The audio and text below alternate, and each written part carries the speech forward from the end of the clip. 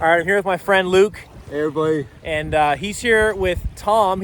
Tom's not in the video right now, but they are on a cross-Canada prayer tour. Yes. And they're staying at my house this week with my family, and it's been a blast. And so consider Luke a really good friend already.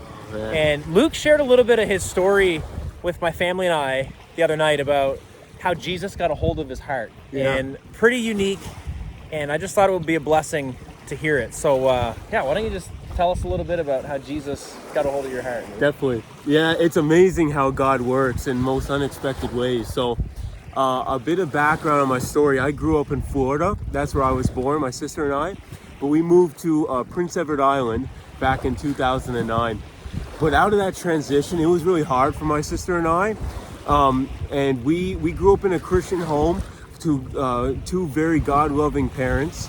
But and we knew a lot about Jesus. We knew reading the Bible and everything. But out of that, we really lost a lot of how we grew up through the move, because we wanted to make as many friends as possible. Especially myself, I really was like outgoing and stuff, so I wanted to make as many friends. I didn't want to be alone, and that's one thing that the enemy really held on me, is just the thoughts of being alone and not being able to adjust. So out of that, I came to a lot of peer pressure. And this happened throughout elementary, throughout 1 year of elementary school, middle school, and majority high school. And I fell into a lot of different peer pressures. I fell into drinking was a big one, and a lot of lust, pornography, those sort of issues that came with lust.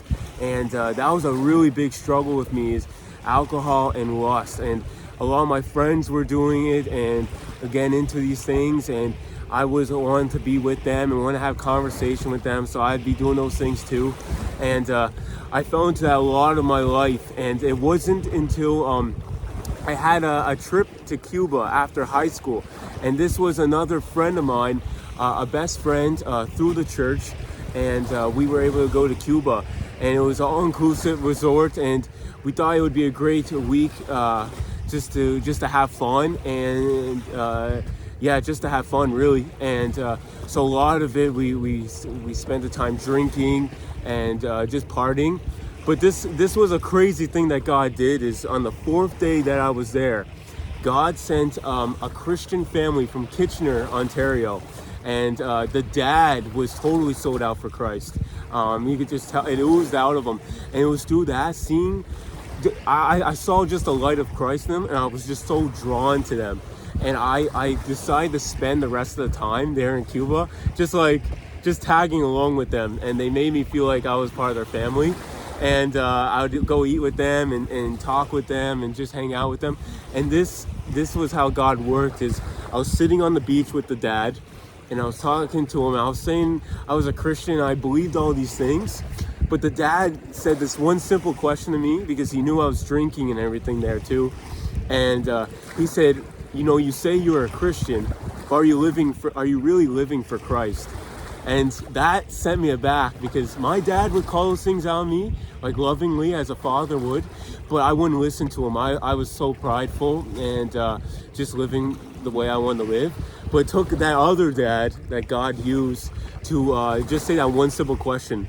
And it was through that sent me aback. So when I got to Cuba, I really spent a lot of time with the Lord, looking through Scripture, and really a lot of parts of my life were not lining up with Scripture. And how I was saying I was living for God, a lot of it was against God and would anger God and grieve Him also. And I realized how far away I was from God. And it was through that one simple question that made me get right with the Lord, turn a lot of my life around, and surrender a lot of my life to Him.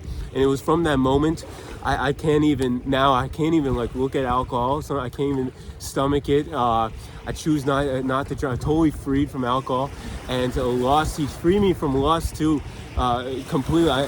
Even though it being tempted and everything, but he's getting me through that. And but being in pornography, that I totally freed from, and God's freed me from a lot, and it just took the obedience of that one dad to do that. And I'm so thankful for how God used them, and the many prayers of many people that were praying for me.